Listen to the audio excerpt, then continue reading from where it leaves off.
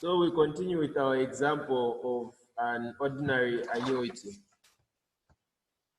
So our example is asking us how much will you accumulate by the end of year 10 if you deposit 3,000 kwacha each year for the next 10 years in a savings account that earns 5% per year interest. So this is an ordinary annuity example which looks at deposits that are made at the end of each given time period. And then we say that the other annuity, which is annuity due, is an annuity that looks at payments that are made at the beginning of a given time period. But for this scenario, we are looking at an ordinary annuity. This is an annuity that looks at payments that are made at the end of each time period. So like our time period is of 10 years, and at each and every end of 1 year period, we see that you deposit a 3,000 kwacha. And what would be the future value of this annuity? And then we say that an annuity is payments that are made continuously at equidistant, and then these payments are made in a finite time period. And then we see that the time period is 10 years, and the equidistant points are year 1, year 2, year 3. Those points are equal, and at the end of each and every year of those equidistant points, you make a deposit of 3,000 kwacha. You see, the interest rate is 5%. The time period is from year 0 to year 10. Then the cash flows that you are making of 3,000 kwacha, 3,000 kwacha, 3,000 kwacha. What will be the future value of this annuity? We want to know the future value of the 10 cash flows. We can compute the future value of each cash flow and sum them together. See? So we've got the interest rate, which is 5% here, 5%. And we've got the time frame or the time period of 1 up to 10. And the cash flows that we have at our disposal are of 3,000 kwacha at the end of each year.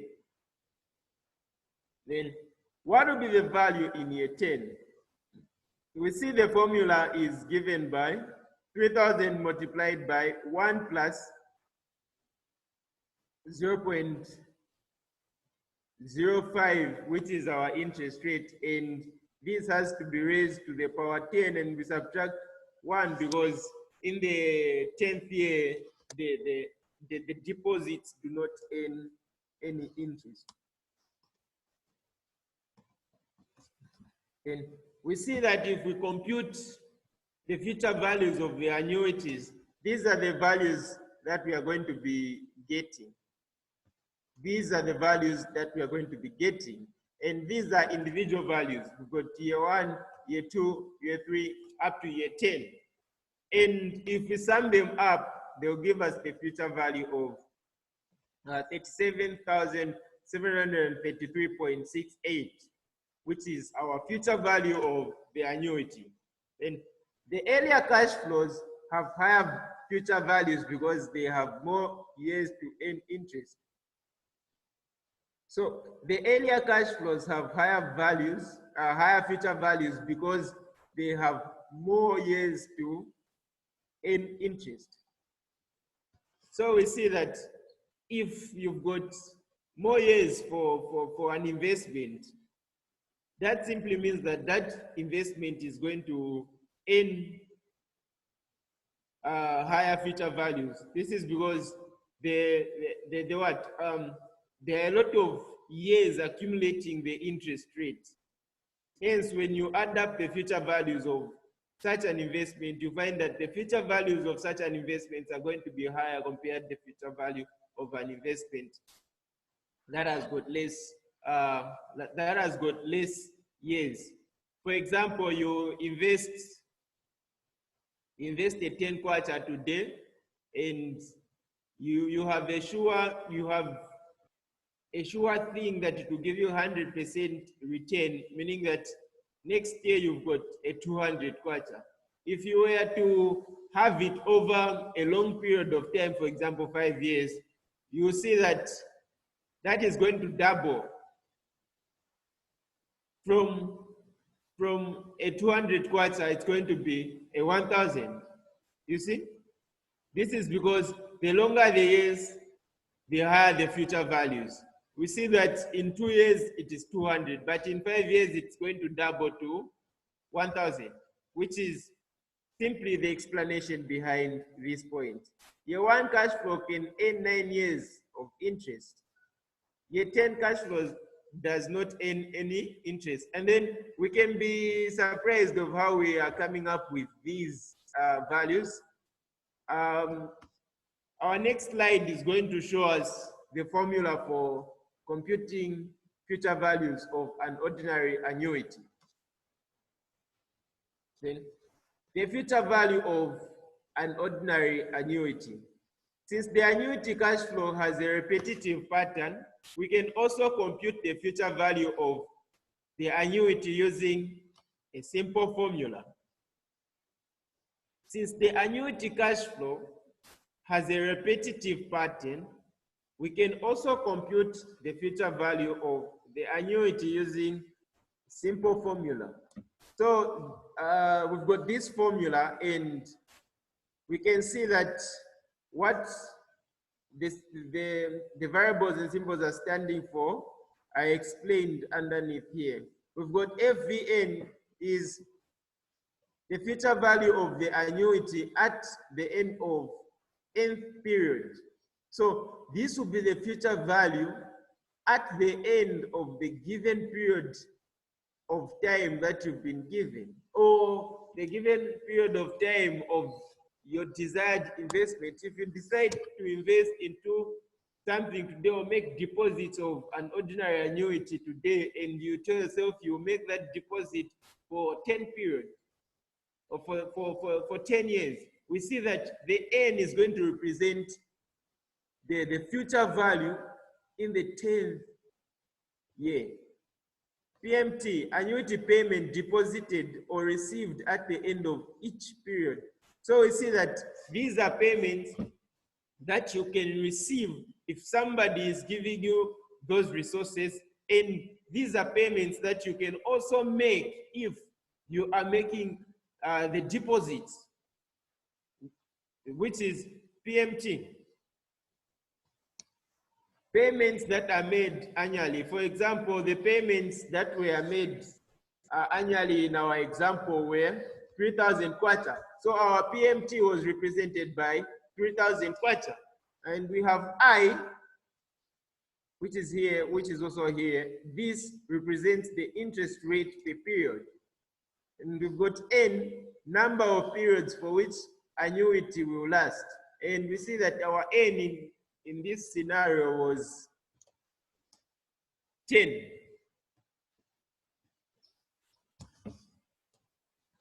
Then this whole numerator, we subtract it by 1, and we divide it by the interest rate. And that this is the formula behind the resultant answer of future value of an ordinary annuity. The future value of an ordinary annuity.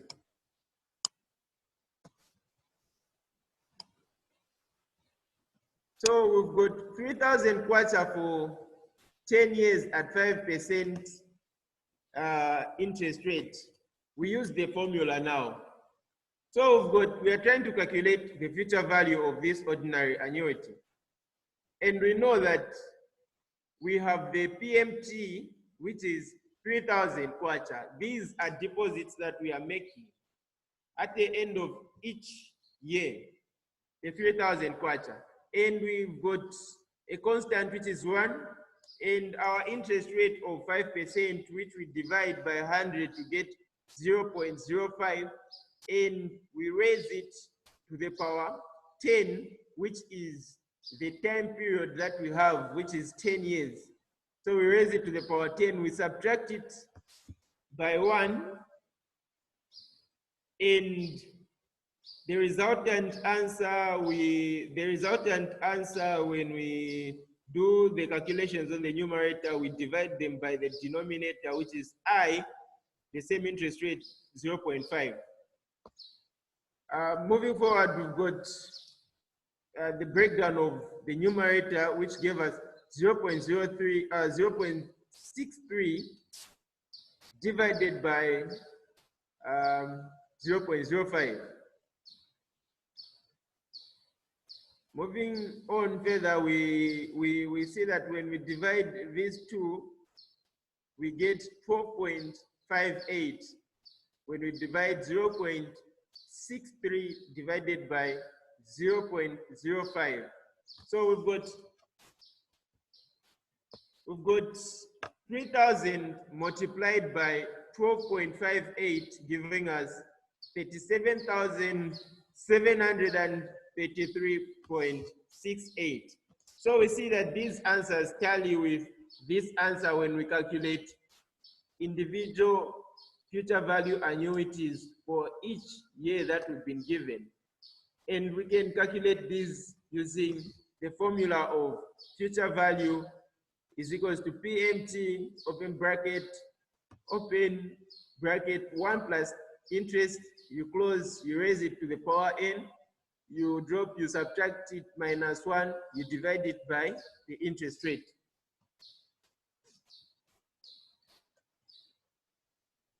Instead of figuring out how much money you accumulate, that is the future value, you may like to know how much you need to save each period in order to accumulate a certain amount at the end of n years. In this case, we are trying to find how much we'll be saving. In this case, we know the values of n, I, and the future value in the formula, which is this. Now we want to find out how much we'll be saving at the end of each given time period. And if that's the case, we are going to change the subject of the formula, making PMT as our subject of the formula, because we are trying to find out how much we are going to be depositing at the end of each year. In doing so, we change the subject of the formula and we need to determine the value of the PMT. Changing the subject of the formula, we see that we are going to divide this side, we divide it by this, which will cancel out with this. And if this side we've divided it by this magnitude, we make sure that we also divide this side, which is FP, we divide it by this, and we leave this. If we divide this side as well by this, we are going to get PMT is equals to future value divided by this same magnitude. Hence, by doing so, we are going to find out how much money or what value of deposits are we going to be making at the end of each time period. We have our exercise. Suppose you would like to have 25,000 saved 6 years from now to pay towards your down payment on a new house. If you are going to make equal annual end of the year payments to investment account that pays 7%, how big do these annual payments need to be? So, for example, in this exercise that we've been given, we see that the future value of this annuity is 25,000. So we've been given the future value, and we are trying to find out the PMT. We also have the interest rate, which is 7%. Hence, we are going to divide the 7% by 100, getting 0.07. And by doing so, we are going to plug in the future value of 25,000, the 0.07, and also here the 0.07, and the number of years we've been given 6 years. And if we input all those values that we've been given, we are going to be able to calculate the PMT, which is the payments, the annual payments that we are supposed to be making at the end of each year. Exercise 2. How much must you deposit in a savings account earning 8% interest in order to accumulate 5,000 at the end of 10 years? Just the same, in this exercise, we are trying to find the PMT, and we've been given the formula of the PMT here. The only thing we have to do is simple and straightforward. We just input the values that we've been given. So for example, the future value of this ordinary annuity is 5,000, and the interest is 8%, and the number of years is 10 years. So you've got your 5,000 here, the number of years here, 10 years, and the interest of 8%, which is 0.08. You just plug it there and you calculate. The value that you get at the end of the day will be your PMT. Exercise 4. If you can earn 12% on your investments and you would like to accumulate 100,000 for your child's education. If you can earn 12% on your investments and you would like to accumulate 100,000 for your child's education. So we see that at the end of 18 years, pardon me, if you can earn 12% on your investments and you would like to accumulate 100,000 quarter for your child's education, at the end of 18 years, how much must you invest annually to reach your goal? So we see that in this question, again, we're trying to find out the PMT. We've got 100,000 quarter, which is our FV, the future value, and we also have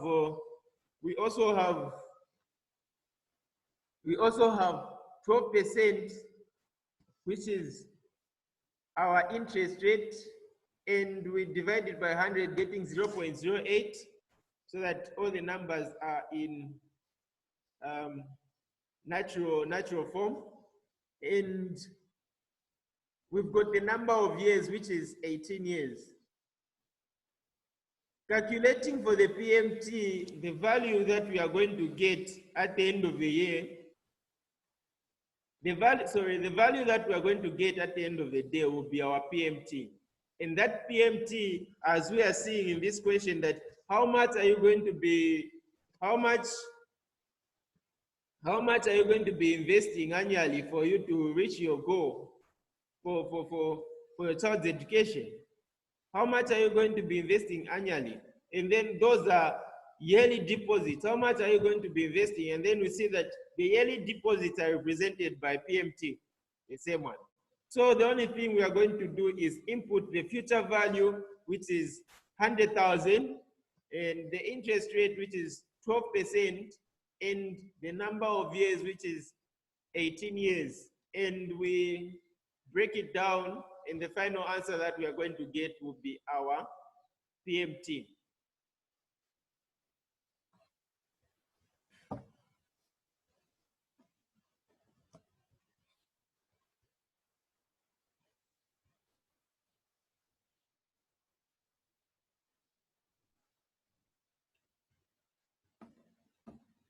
Hope we are together, class, up to this point.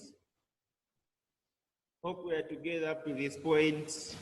Going backwards a bit. The formula for future value of an ordinary annuity is future value is equals to PMT, the monthly payments, 1 plus, open brackets, 1 plus I, which is the interest rate, N, which is the time period. It can be months, it can be years. So if it's months, you just divide it by 12. You divide the interest rate by, you can divide the interest rate by 12. This is because it is monthly now. And you subtract the resultant answer minus 1 and you divide it by the interest rate. And we see that these are the representations of the individual parameters that we have in our equation.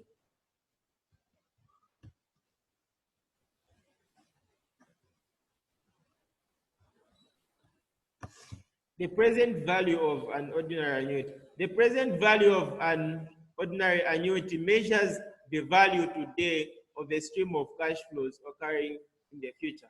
So now we are trying to reverse it now. The future value that we have, the formula for future value that we have, which is FV is equals to PMT, you open the brackets, 1 plus the interest rate, you close it, you've got N, you subtract it by 1, you divide it by the interest rate, and you close the brackets. We see that that is the future value of the ordinary annuity. Now what we are trying to do is reverse that value, take it back to the present value. Example, what is the value today of a lump sum equivalent of receiving 3,000 quarter every year for the next 30 years if the interest rate is 5%? What is the value today or lump sum equivalent of receiving 3,000 every year for the next 30 years if the interest rate is 5%? So we're trying to find out the present value of an ordinary annuity. Yeah. So if you know its future value, if I know its future value, I can compute its present value. So for example, in this case, we do not know the future value. But if we know the future value, we can also we can compute its present value. So calculating the future value, we know that we've got calculating the future value, we know that we've got 3,000, which is our PMT, in the 5%, which is our interest rate, in 30 years. So these ones, we can put them in the equation for future value and get the value for future value. If we have that value for future value, we can use it to calculate the present value for the ordinary annuity. So if we have the future value and we've got all the components that are needed for us to calculate the future value. We've got the PMT, we've got the interest rate, we've got the number of years. And these ones, we can put them in the formula for future value, which is this one. We've got the 3,000, we've got the 5%, and we've got the 30 years. Hence, we can calculate the future value. Calculating the future value, we've got this as our resultant answer. Calculating the future value for this example, we've got this as our resultant answer. And previously, we saw from our formulas for future value, we saw that future value is equals to CO, open bracket, 1 plus the interest rate, you close it, and you raise it to the power n. For you to get the present value, you just divide the future value divided by 1 plus I raised to the power n, and we see that this component here is the discounting factor. This component in the brackets is the discounting factor. It is going to draw us backwards. So calculating the future value for the ordinary annuity, we got this. You see? And then dividing it now, dividing the future value, we get this. This as our present value. So we just divided the future value divided by this. Now let us look at a generalized equation for the present value. So we've got the future value equation, which is here. future value is equals to N PMT. Future value is equals to PMT, open bracket, 1 plus I, close N minus 1 over the interest. This minus 1 is not raised to the power N minus 1. It is subtracting the whole lot of this in the bracket. The present value of an ordinary annuity, your grandmother has offered to give you 1,000 per year for the next 10 years. What is the present value of this 10-year 1,000 annuity discounted back to your present, to the present at 5%? So we see that this is the formula for the present value of an annuity. Don't be scared with the formula. It is just putting the figures that you need. So for example, we've got the PMT. The PMT, which is payments at the end of each year. So we've got 1,000 as our PMT, which has to be put here. So you don't have to be moved by the equation. The equation is just looking like this, but it only has 3 things that you have to change. You've got this here and there in the end. So you've got the PMT, which is 1,000, and you've got the interest, which is 5%. So you put your 5% here and your 5% there. And then you change them by dividing by 100. So here you put your 0.05, your 0.05 here. And then you raise it to the power, 10 years. And you see that when solving for this, probably you would love to start with what is in the bracket. You solve for what is in the bracket, and then you solve for the fractions on top, and then you divide it by that. And then after solving for everything that's in the bracket, you multiply it by the 1,000. So the answer that you're going to get is this.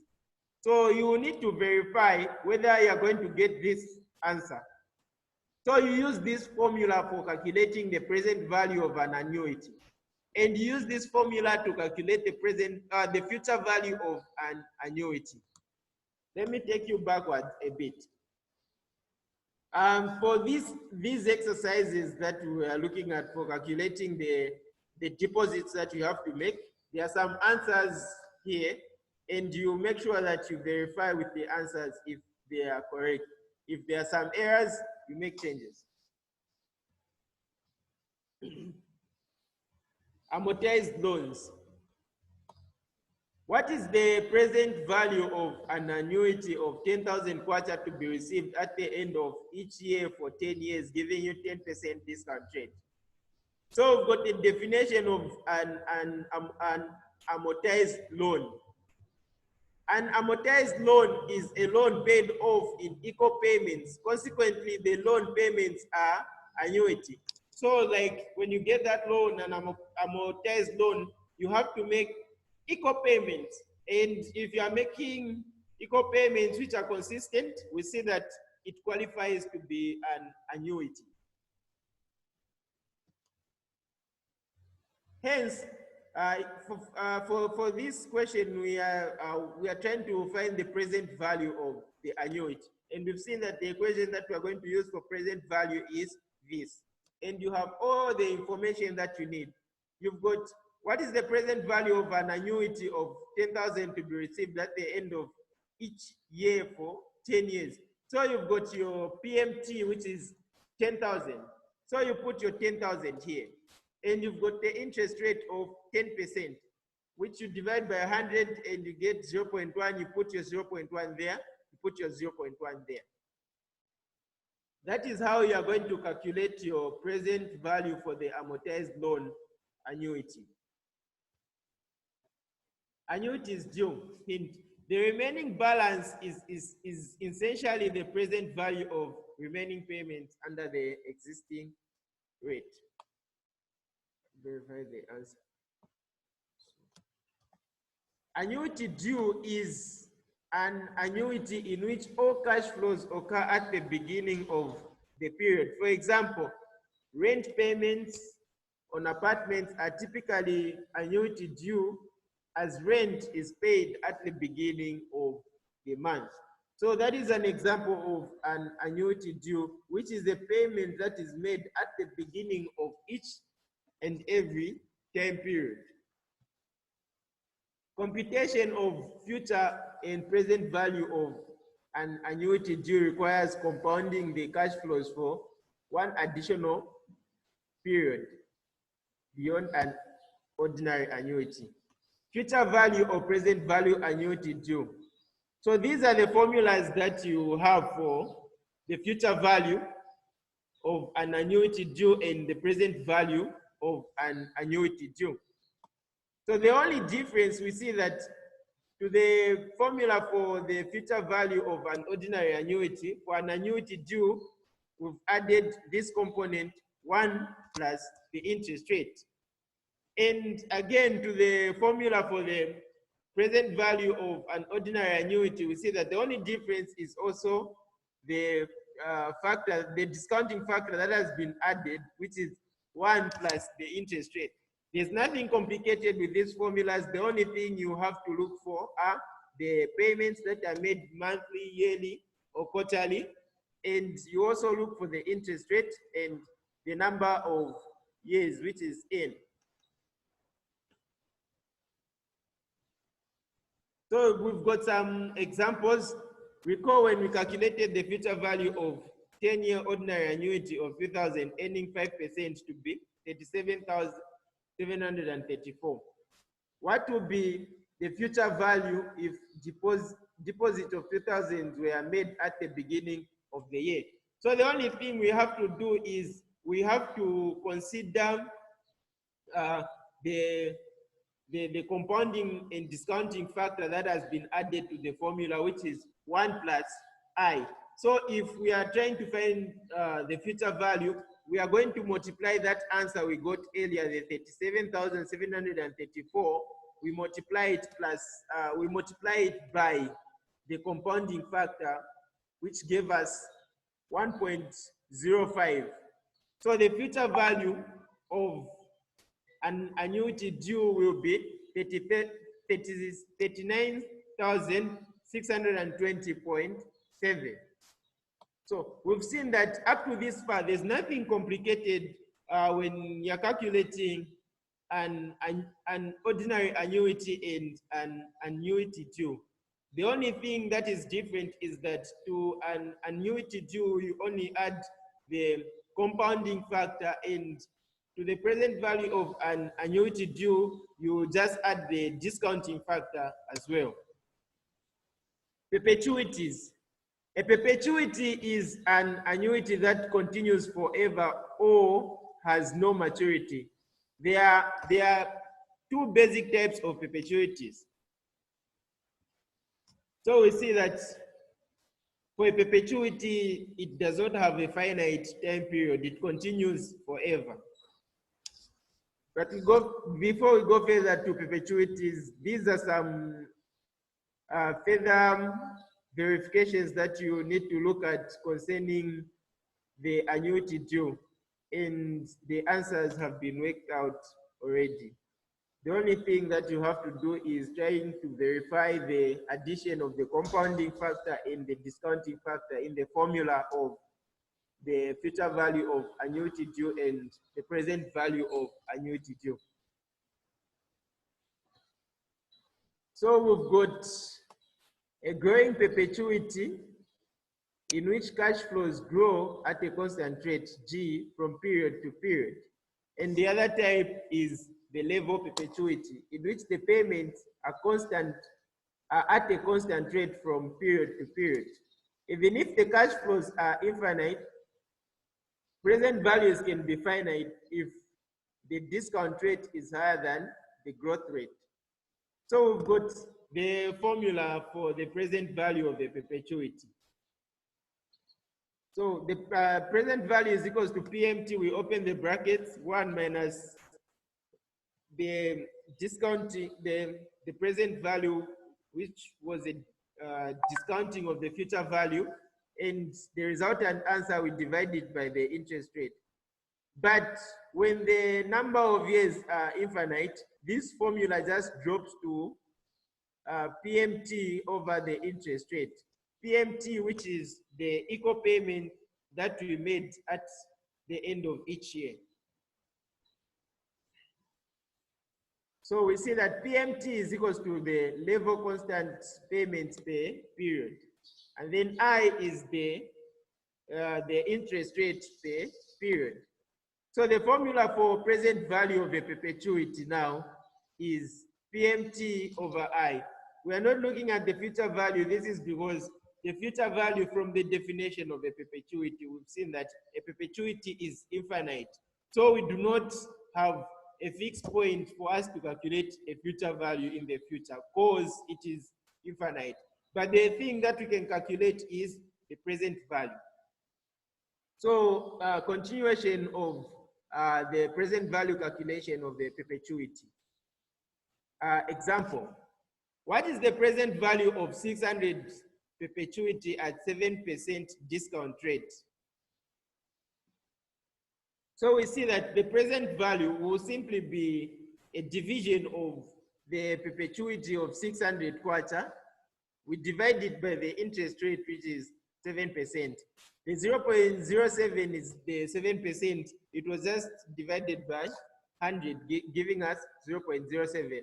And by dividing 600 by 0.07, we get 8,751.43 as our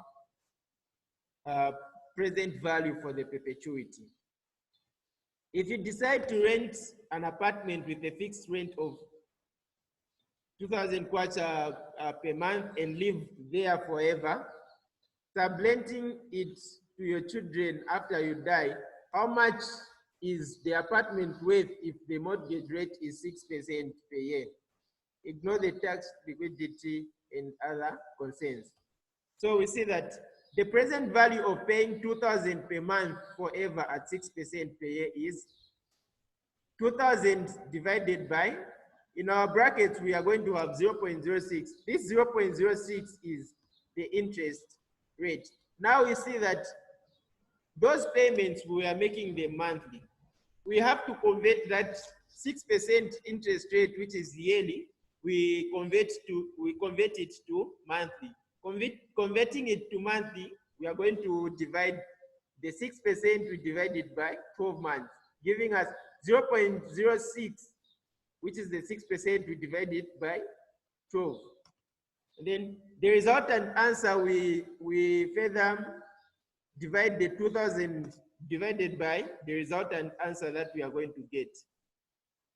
By doing so, we see that we are going to end up with 400,000 as the present value of a perpetuity. Going back, we are changing the 6%, we are dividing the 6% by 12. This is because the payments were made monthly and the interest rate that we've been given is yearly. So we have to convert it to monthly. And converting the interest rate to monthly, we divide it by the number of months in a given year, which is 12 months.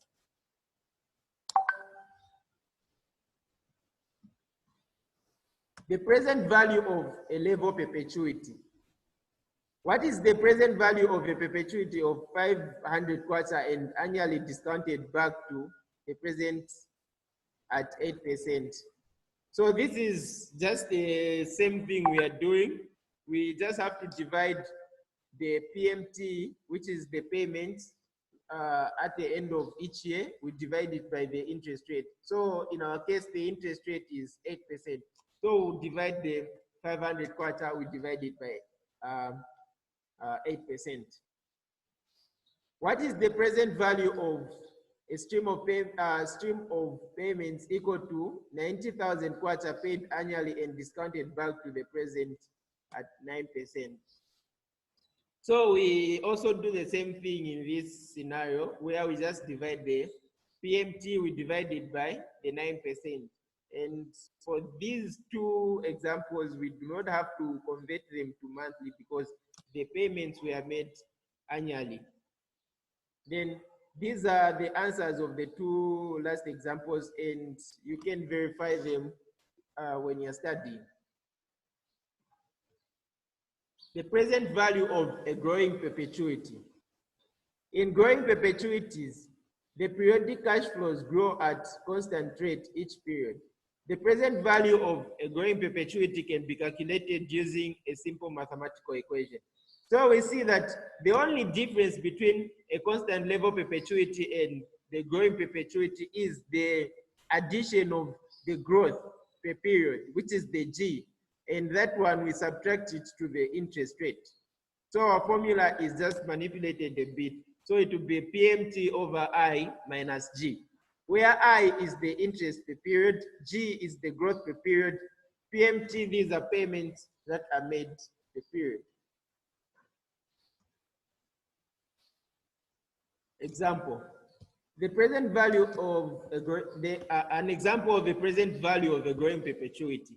What is the present value of a perpetuity stream of cash flows that pays 500 kwacha at the end of year one, but grows at the rate of 4% per year indefinitely? The rate of interest rate used to discount the cash flows is 8%. So we see that this perpetuity has a growth of 4% yearly. And we also have the interest rate, which is 8%, that has been used to discount this cash flow.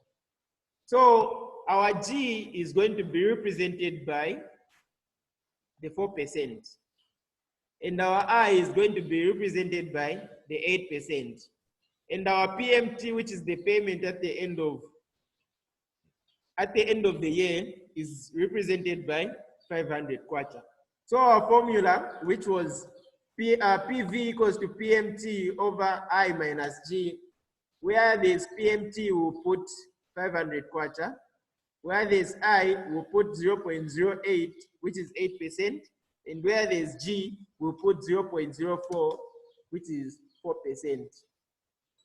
Calculating for that, we'll find that the present value of the growing perpetuity is 12,500.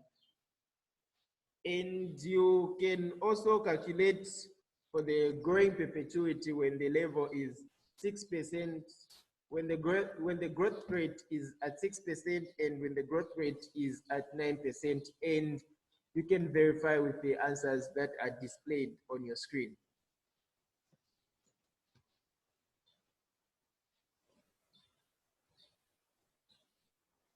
When the growth rate is faster than discount rate, the present value is infinite. You can no longer use the formula. So we say that if G is growing faster than the interest rate, this formula becomes irrelevant for our calculations, because the present value will also become infinite, just like the future value. We cannot calculate it for perpetuities because they do not have a finite ending point. Thank you very much for attendance of this lecture. We'll meet in our next units.